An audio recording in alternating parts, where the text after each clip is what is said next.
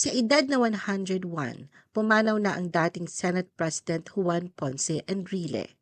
The Philippine Showbiz List presents detalye ng huling sandali at pagkamatay ni Juan Ponce Enrile. Critical Days, Juan in ICU.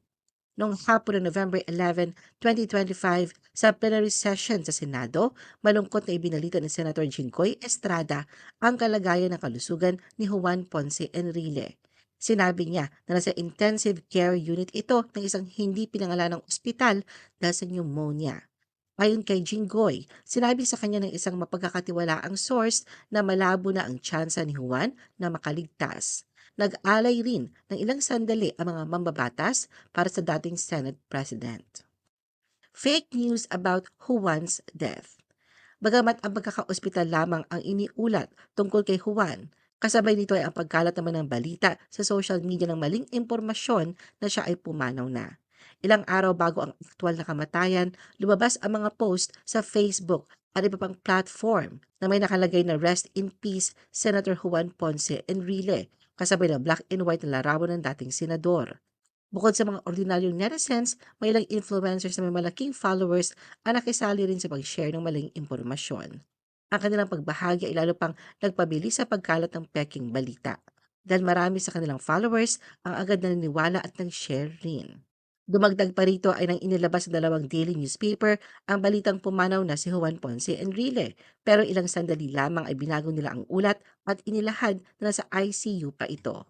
Dahil sa pagkalat ng balitang patay na si Juan Ponce Enrile, sa pamamagitan ng Facebook, nagsalita ang veteran broadcaster na si Mon Tulfo upang pabulaanan ito. Juan received the best possible treatment in ICU, says daughter.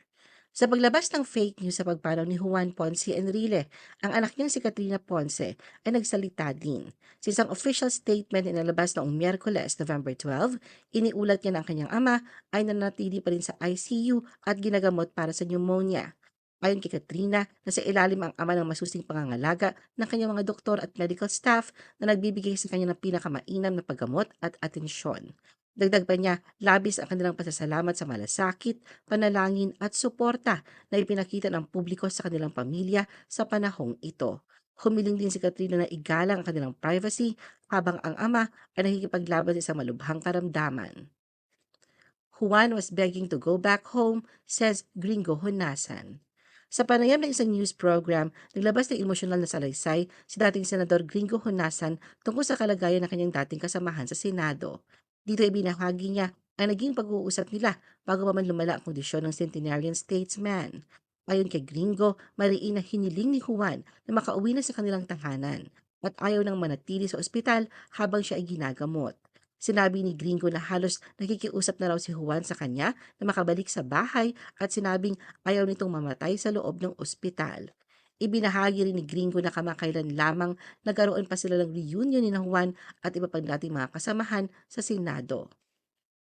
Juan's final wish came true, a peaceful goodbye at home surrounded by family. 2 araw matapos ang balitang nasa kritikal na kalagayan si Juan, tuluyan na itong sumuko sa laban. Naulilan ni Juan ang kanyang asawang si Cristina Castañer Enrile at ang dalawa nilang anak na sina Jack at Katrina. Ang malungkot na balitang ito ay kinumpirma ni Katrina sa pamamagitan ng social media post. Ayon sa kanyang pahayag, ang dating Senate President at kasalukuyang Chief Presidential Legal Counsel ay tahimik na pumanaw noong November 13, 2025, bandang 4:21 ng hapon, na napapaligiran ng pamilya sa kaginhawaan ng kanilang tahanan. Sinabi ni Katrina na isa sa huling hiling ng kanyang ama ay makapagpahinga sa bahay kasama ang kanyang pamilya at nagpasalamat ang pamilya na naisalang-alang nila ito. Binanggit din niya na inialay ni Juan ang malaking bahagi ng kanyang buhay sa paglilingkod sa sambayanang Pilipino. Sa kasalukuyan, humihiling ang pamilya ng pag-unawa ng publiko habang sila ay nagluluksa ng pribado at inaalala ang alaala ng kanilang ama ng tahimik at payapa.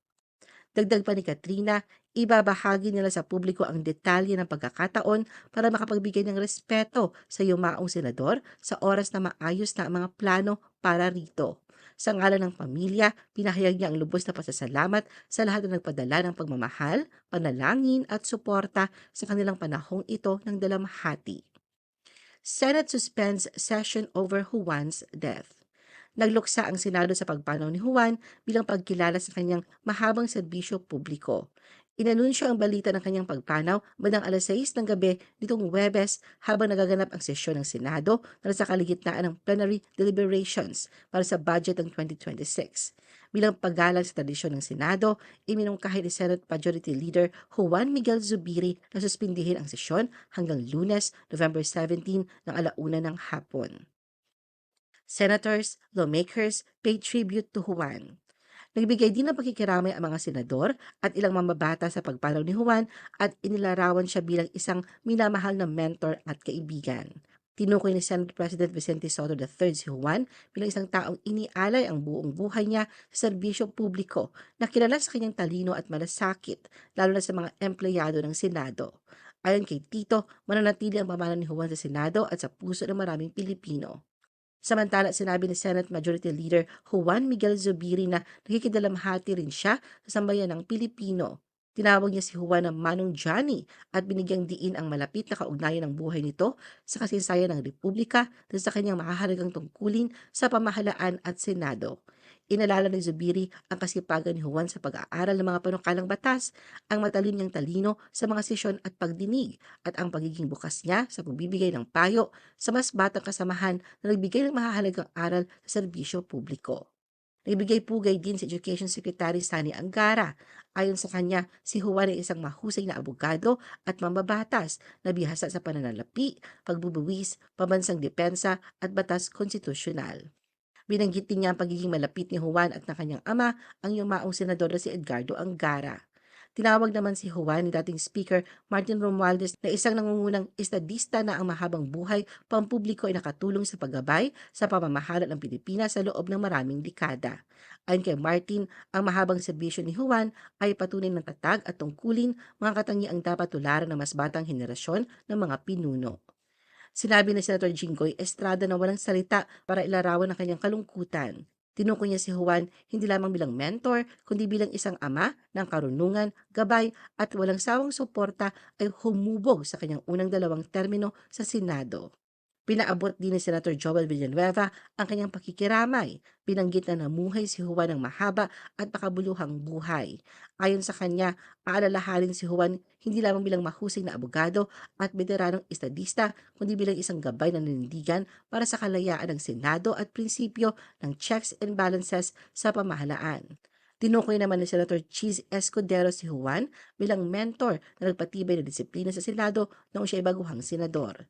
Inalala ni Senator J.V. Ejercito si Juan bilang isang alamat sa politika ng Pilipinas at isa sa mga pinakamatalinong isipan na nakapasok sa Senado. Nagbigay din ng parangal si Senator Lito Lapid, binigyang diin ang pambihirang katangian ni Juan sa pagiging lingkod bayan sa 3 sangay ng pamahalaan. Nagbigay rin ng parangal ang Department of National Defense na pinangunahan ni Juan bilang pinakamatagal na kalihim ng depensa. Nagsilbi siya bilang kalihim ng depensa ng pamahalaan ni Ferdinand E. Marcos at siya nagpapatupad ng martial law ni Marcos Sr. at naglingkod din sa ilalim ng Administrasyong Corazon Aquino ng hindi hihigit sa 1 taon. Ayon sa DND, si Juan ay isang simbolo sa patakaran at estratehiya sa depensa at may mahalagang papel sa pagtatayo ng modernong Department of National Defense. Juan's death marks the close of a chapter in PH history, says Bongbong Marcos. Nagbigay pugay din si Pangulong Ferdinand Marcos Jr. kay Juan Ponce Enrile. Tinawag niya si Juan na Tito Johnny sa isang post sa social media at inilarawan siya bilang isa sa mga pinakamatagal at iginagalang na lingkod bayan ng bansa. Binanggit ni Bongbong mahigit na 50 years ng serbisyo ni Juan sa pamahalaan kung saan ginabayan niya ang bansa sa ilan sa mga pinakamahirap at mahalagang yugto sa kasaysayan nito.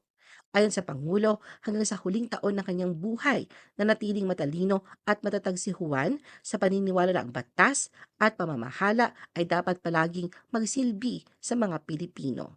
Idinagdag ni Bongbong na ang pagpanaw ni Juan ay nagmamarka ng pagtatapos ng isang yugto sa kasaysayan ng ating bansa, ngunit ang naiwan niyang pamana sa batas, pamamahala at sa puso ng mga taong kanyang pinagsilbihan ay hindi malilimutan.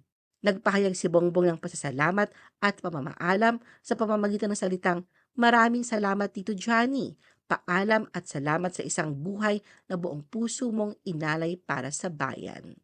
Ano ang masasabi mo sa video na ito? Mag-like o mag-react at huwag mahiyang mag-comment. For our YouTube viewers, huwag kalimutan mag-subscribe at i-hit ang notification button. At para sa aming Facebook viewers, mag-like at follow sa aming Facebook page para updated ka sa mga showbiz chika. Thanks for watching!